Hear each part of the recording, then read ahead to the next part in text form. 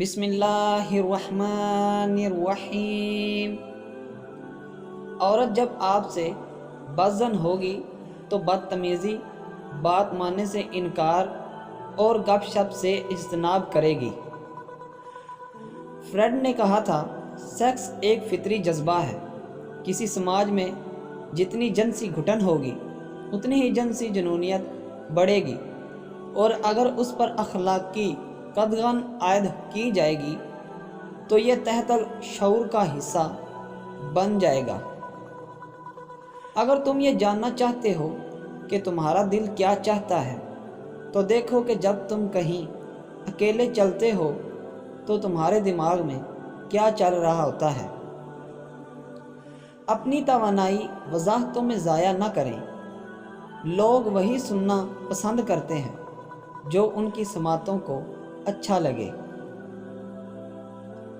جو محبت حاصل ہو جائے وہ ایک نہ ایک دن مر جاتی ہے۔ امر صرف لا حاصل محبت ہے۔ جس کے پاس جینے کی ایک بھی وجہ ہے وہ تقریباً کچھ بھی برداشت کر سکتا ہے۔ آفتیں غریب کے لیے تباہی اور امیروں کے لیے تجارت ہوتی ہے۔ غنڈے بدماش کے پاس آخری ہتھیار مذہب ہوتا ہے۔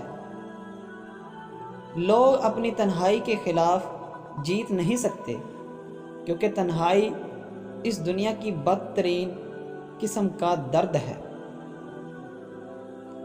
مذہب ایک افیون ہے جو کسی بھی طبقے کو محروم رکھنے کے لیے استعمال کی جاتی ہے۔